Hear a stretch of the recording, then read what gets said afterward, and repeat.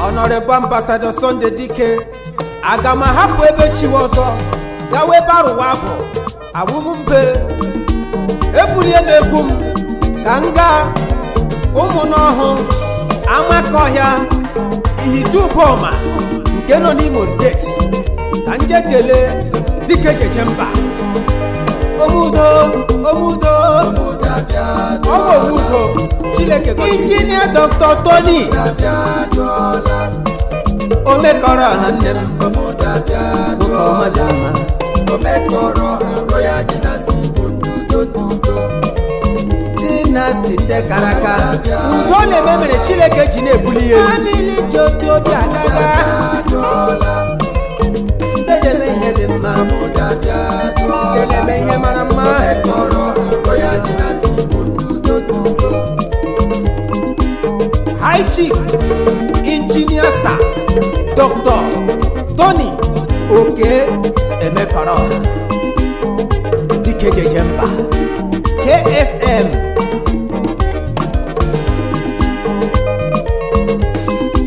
Obituru ndụ aka wenofi bolande mekelebe koroma iwe onye amaka dị mma ga-ete onye ejighị eji ihe iwe onye mma the Godfather Gillingham Ochirozuo onye nwe the founder and CEO Unistar Group of Companies UK Chineke agbala gị lejilụlọ gị touch iwe onye ama ama ụmụnne m ihe agba n'aka eji enyi ele ya yes Dike ọma dị mma ọwụ Dike ọma mara mma eji eje mba ọrụ mụ na-arụ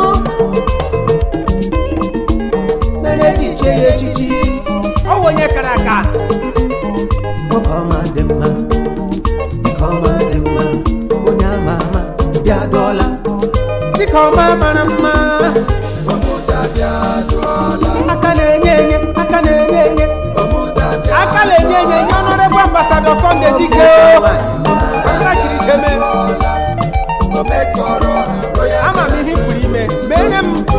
ka kansa jumọnụ ndị udo ndị Chineke gọziri kemma gboo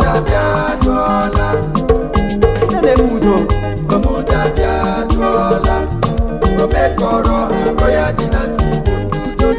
Royal Dynasty ha wụ ndị udo ka m jee onye mere Chineke ji na-agọzi ha mekele onye shiri ike ọwụ onye kara aka ka ọwụ nwoke na-enyere ndị ogbenye aka ụmụ ogbenye ndị na-enyere aka si nkele gị ndị ọzụrụ n'akwụkwọ a na-agụ ya ọnụ ndị ọkpọgara obodo oyibo ha wacha ụmụ nwanyị isi mkpe ha na-ekpere gị ekpere gị ichewe ị ga-ayọ ndị ọ na-enyere aka ndị o nyere ego ha ji bido bizinesi ha si nkele gị ha na-ekpere gị ekpere ogologo ndụ na ahụike gị na-ezinụlọ gị njem ayo Engineer Sir Dr. Tony Okey Omeokaraoha onye ọbụla na-ekele gị na-ezinụlọ gị ejitu ọjọọ KFM olu na ayọla akwụ ya kwụọ ise ka m ga-ekele nwanyị ike ibe mma igolo mkpụrụ mma igolo nwanyị ọma ahụ nwanyị ahụ mma Lady Eunice Ojiakụ na-alụ Omeokaraoha KSM nwanyị eji eje mba ọwụ staff nurse and co-founder Unistar Group of Companies UK nwanyị awụ blessing double blessing ka ọwụ osodieme ya gajie nwanyị nwere ngabasị igodo nwanyị dị ọma masa ahụ iwe onye ama ama onye ama ama bịa dọla ọjụ ụga na-awara eze ọkacha ibe ya mma Queen die Queen ejayo oyo nwanyị nwere obiọma ezinne iwe ya mma omudo lee ya kedu maka ụmụ gị ụmụ Chineke ji chọrọ MC Anthony nne m Nnemeka emekọrọ di ọkpara gị ọkpara nwe ezi ọ na-asị dadi jide ka iji kedu kwali maka your second son Leo Chibeze emekọrọ ha your third son Victor Ugonna omekọrọ ha na your fourth son David Tobenna omekọrọ ha ewu ụmụ Chineke ji chọọ gị mma a na-asị dadi bika Iwezinna meje kele ndị dị mma ndị mara mma ndị jeje mba n'ama ndị ama ama ndị ọma meje kele nna mụrụ gị Chief Prince Sir E.O. Emekọrọ KSM Ezinna Bika ọnụ na-ekwuru ọha one of ụmụ n'ọhụ Amakọhịa Ihitubọma nke nọ n'Imo steeti Igudu Asatọ one of Amakọhịa Autonomous Community Ihite Daddy Bika kedu maka Ezinna ige m ọnụ igolo nwanyị mara mma igolo lọlọ Lady Nneọma Ezinne Juliana Emekọrọha KSM igolo nwanyị mara mma igolo Ezinne dị mma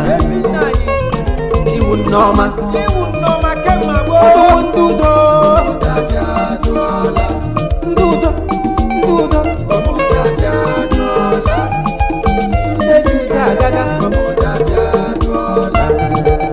Barrister Dr.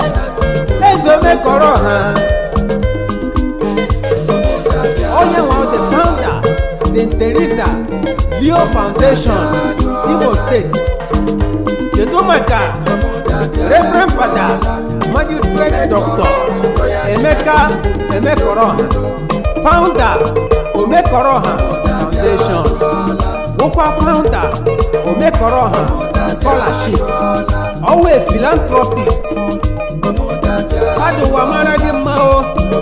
mekelekwe Honorable Sir Chief Barrister KC Omeokaraoha KFM former SA to Imo State Governor Hope Uzodimma Bishop ya gajiere gị nwoke omenye ọha mekelekwe Dr. Sir Associate Professor Chimaobi Vincent Omeokaraoha KSM Island Base Senior Lecturer at University of Cook Island wagani huna mara gị mma o obodo ndị na-eme udo Dr. Eziaha Germany based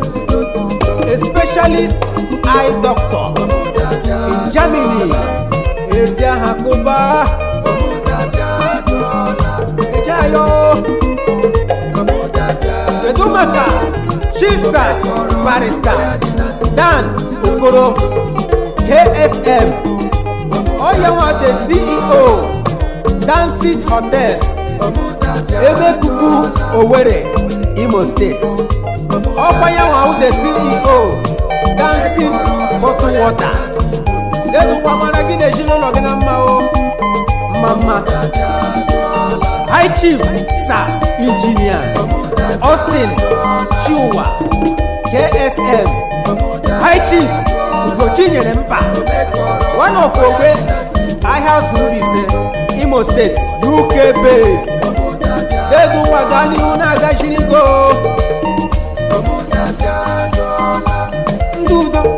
Ndudo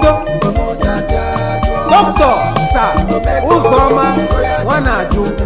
founder and CEO Wanaju Farm, Imo State. Yaga Sherego Kedumaka, Mr. and Mrs. Lawrence Akando, Chairman Igbo Community